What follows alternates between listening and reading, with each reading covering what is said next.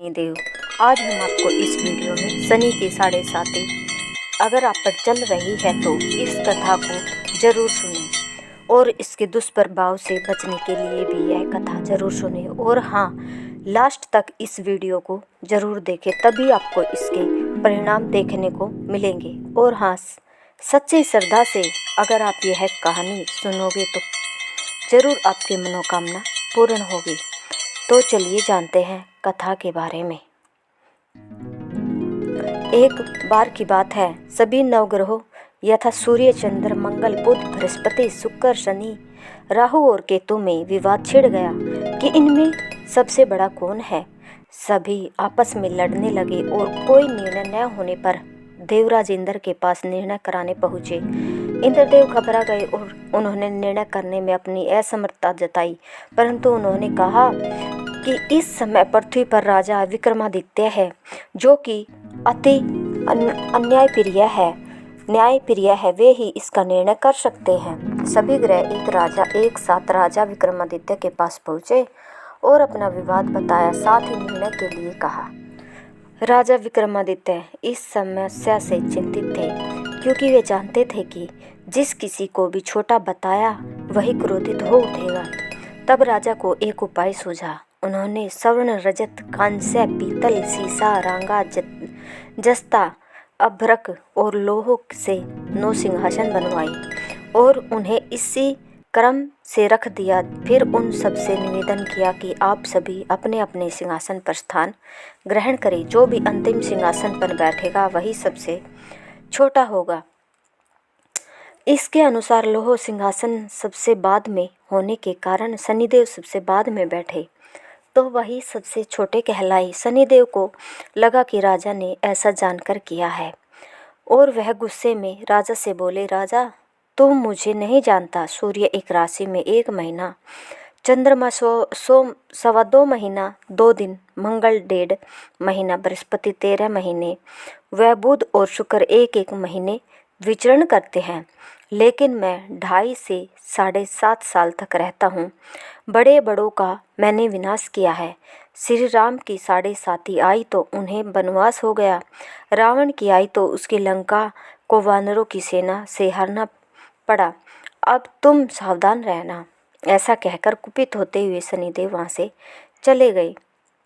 अन्य देवता खुशी खुशी चले गए। कुछ समय बाद राजा की साढ़े साती आई। तब शनिदेव घोड़ों के सौदागर बनकर वहाँ आए। उनके साथ कई बढ़िया घोड़े थे। राजा ने यह समाचार सुन अपने अश्वपाल को अच्छे घोड़े खरीदने की आज्ञा दी। उसने कई अच्छे घोड़े खरीदे। वह एक सर्वोत्तम घोड़े को राजा को सवारी हेतु दिया। राजा जो ही उस पर बैठा, वह घोड़ा सरपट वन की ओर भागा। भीषण वन में पहुँच वह अंतर्ध्यान हो गया। अब राजा भूखा प्यासा भटकता रहा। तब एक ग्वाले ने उसे पानी पिलाया। राजा ने प्रसन्न होकर उसे अपनी अंगूठी दी।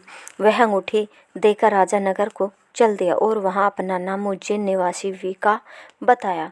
वहाँ पर एक सेठ की दुकान में उसने जल इत्यादि पिया और कुछ देर आराम किया। भाग्यवश उस दिन सेठ की खूब बिक्री हुई। सेठ उसे खाना इत्यादि कराने खुश होकर अपने साथ घर ले गया। वहाँ उसने एक खूंटी पर देखा कि एक हार टंगा है, जिससे खूंटी निगल रही है। थोड़ी देर में पूरा हार गायब था। तब सेठ ने आने पर देखा कि हार गायब है। सेठ ने समझा कि वीका ने ही उसे चुराया है। उसने वीका को कोतवाल के पास पकड़वा दिया। फिर उस नगर के राजा ने भी वीका को चोर समझकर उसके पैर कटवा दिए और नगर के बाहर फिकवा दिया। वहाँ से एक तेली निकल रहा था, जिसे दया आई और उसने वीका को अपनी गाड़ी में बैठाया। वह अपनी जीभ से बैलों को हाँकने लगा। उस राजा की शनि दशा समाप्त हो गई। वर्षा ऋतु आने पर राजा मल्हार गाने लगा। राजा जिस नगर में था, वहाँ की राजकुमारी मन भावनी को उसका गाना इतना पसंद आया कि उसने मन ही मन प्रण कर लिया कि वह उस राग गाने वाले से ही विवाह करेगी। राजकुमारी ने दासी को राग गाने वाले को ढूंढने भेजा। दासी ने बताया कि वह एक चौरंगिया अपाहिज है, परंतु राजकुमारी ना मानी। अगले ही दिन से उठते ही वह अनशन पर बैठ गई कि विवाह करेगी तो उसी से ही करेगी। बहुत समझाने पर भी जब राजकुमारी नहीं मानी तो राजा ने उस तेली को बुलावा भेजा और विवाह की तैयारी करने को कहा। फिर उसका विवाह राजकुमारी से हो गया।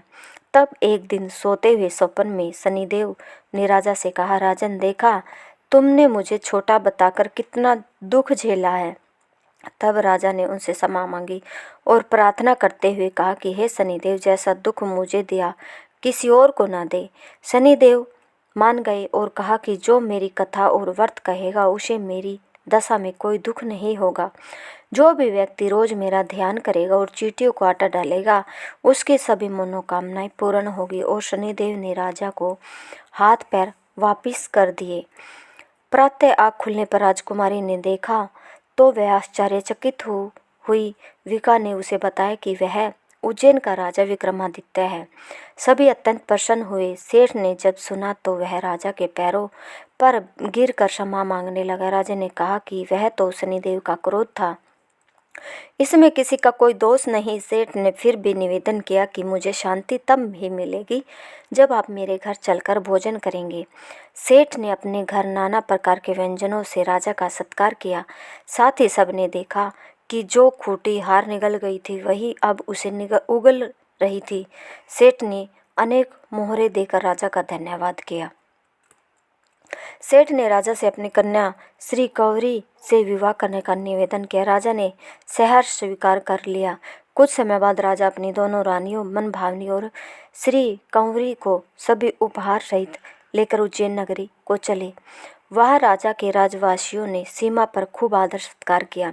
सारे नगर में दीपमाला बनाई गई। राजा ने घोषणा की कि मैंने शनिदेव को सबसे छोटा बताया था, जबकि असल में वही सर्वोपरि है।